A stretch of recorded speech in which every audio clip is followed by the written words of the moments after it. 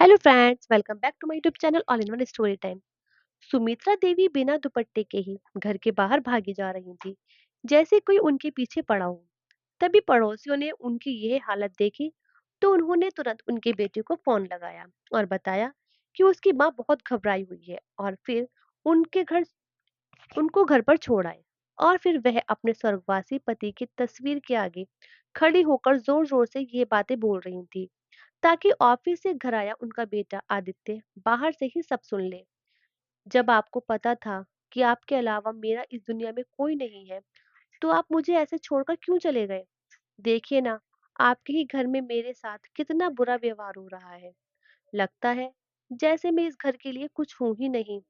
इतना कहकर सुमित्रा देवी अपने नकली आंसू पोंछने लगी। आदित्य माँ की बातें सुनकर परेशान हो गया। वह जल्दी से घर के भीतर आया और माँ के कंधे पर हाथ रखते हुए पूछने लगा, माँ, क्या हुआ? तुम इस तरह रो क्यों रही हो? क्या हुआ माँ? वे अपनी सूखी आंखों को रगड़ते हुए बोली, कुछ नहीं बेटा, तू सुनकर कर भी क्या लेगा? अब मेरे पति इस दुनिया में नहीं है तो कौन मेरी बातों को महत्व देगा? किसे मेरी परवाह है? इतना कहकर वह अपने कमरे में जाकर दूसरी ओर मुंह घुमाकर बैठ गई। आदित्य परेशान हो गया कि आखिर उसकी माँ को तकलीफ क्या है। वह फिर से माँ के घुटनों के पास जाकर बैठ गया। उसकी आंखों में आंसू आ गए। वह कहने लगा, माँ, तुम्हें अच्छे से पता है कि मैं तुम्हें ऐसे रोते हुए नहीं देख सकता। पापा के जाने के बाद मैंने खुद से वादा किया था कि मैं हमेशा तुम्हारा ध्यान रखूंगा, तुम्हारी आंखों में एक आंसू भी नहीं आने दूंगा। फिर तुम किस बात के लिए रो रही हो? सुमित्रा देवी घड़ियाली आंसू बहाते हुए कहने लगी, मेरी ही किस्मत खराब है बेटा, जो मुझे बुढ़ापे में यह सब सुनना पड़ रहा है। अब आदित्य थोड़ा झुंझुलाते हुए बोला, माँ, पहले बुझाना बंद करो, तुम साफ साफ बताओ तो सही की बात क्या है? वो कहने लगी, मुझसे क्या पूछता है? जा अपनी पत्नी से पूछ, तू तो उसे बहुत प्यार करता है ना। फिर वह तेरे पीठ पीछे मेरे साथ बदतमीजी करती है। आदित्य हैरानी से माँ का चेहरा देखने लगा। हुआ क्या है, पूरी बात तो बताओ। तब वह कहने लगी, मैंने बहू से खाना मांगा, तो वह कहने लगी कि मैं आपकी नौकरानी नहीं हूँ जो आपको खाना परोस कर दूंगी। तेरे पिताजी इस दुनिया में नहीं है ना, शायद इसलिए अब इस घर में मेरा सम्मान कम हो गया है। इतना कहकर वह फिर से फूट फूट कर रोने लगी। उन्हें अच्छे से पता था कि आदित्य की कमजोर नब्ज कैसे दबानी है। स्वर्गवासी पिता का नाम सुनते ही आदित्य का गुस्सा सातवें आसमान पर चढ़ गया। वे तमतमाते हुए कमरे में गया, तो वहां का नजारा देखकर उसके कदम छिटक गए। उसकी पत्नी नेहा भरी गर्मी में कंबल ओढ़कर बिस्तर में पड़ी हुई थी। वे उसके पास आया तो उसका निढाल पीला पड़ा चेहरा देखकर हैरान रह गया। अरे नेहा, तुम्हारी तबीयत तो बहुत खराब लग रही है। नेहा माँ बनने वाली थी। ऐसे समय में उसे बीमार देखकर आदित्य घबरा गया। तभी पीछे से सुमित्रा देवी कमरे में घुसते हुए बोली, देख रहा है तू इसके नखरे? तेरी डांट से बचने के लिए बीमारी का बहाना बना रही है। आदित्य ने नेहा के माथे को छूकर देखा। उसका माथा बुखार से तप रहा था। नेहा आंखें तक नहीं खोल पा रही थी। आदित्य को तेज झटका लगा। वह तुरंत नेहा को गाड़ी में बैठाकर अस्पताल ले गया। पीछे से सुमित्रा देवी खून के घूंट पीती रह गई। हॉस्पिटल में डॉक्टर ने तुरंत नेहा को एडमिट किया और इलाज शुरू किया। डॉक्टर ने बताया कि अभी वह खतरे से। आदित्य एक कुर्सी पर सिर पकड़कर बैठ गया।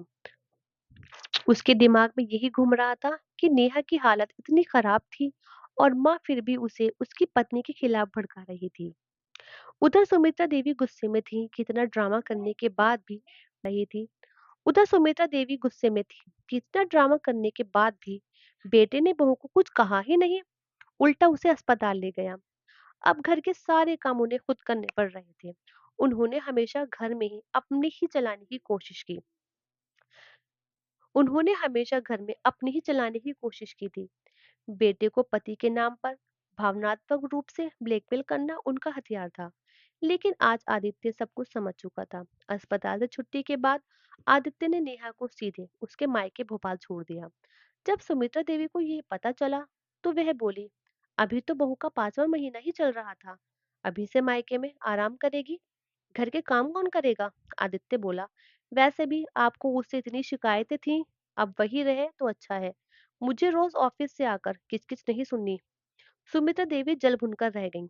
9 महीने बाद नेहा ने एक प्यारी सी बेटी को जन्म दिया। 1 महीने के भीतर वह ससुराल लौट आई, लेकिन अब सुमित्रा देवी ने नए नए तरीके ढूंढ लिए थे बहू को परेशान करने के। एक दिन उन्होंने कहा कि उनके भाई रमेश साल भर के प्रोजेक्ट के लिए शहर आ रहे हैं और बहू को अपना कमरा खाली करके स्टोर रूम में रहने का आदेश दे दिया। नेहा ने पहली बार साफ मना कर दिया। शाम को आदित्य आया तो फिर वही ड्रामा शुरू हुआ। पति की तस्वीर, आंसू, विलाप।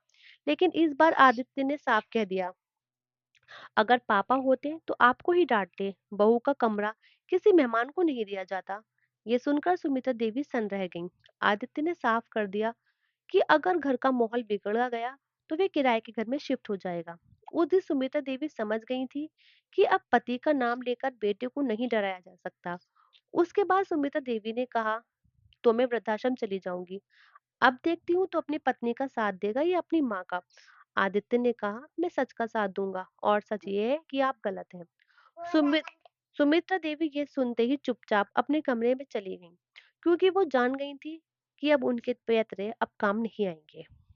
दोस्तों, झूठ, भावनात्मक दबाव और स्वार्थ से रिश्तों को बांधने की कोशिश अंत में अकेलापन ही देती है। रिश्ते डर से नहीं, समझ और सम्मान से टिकते हैं।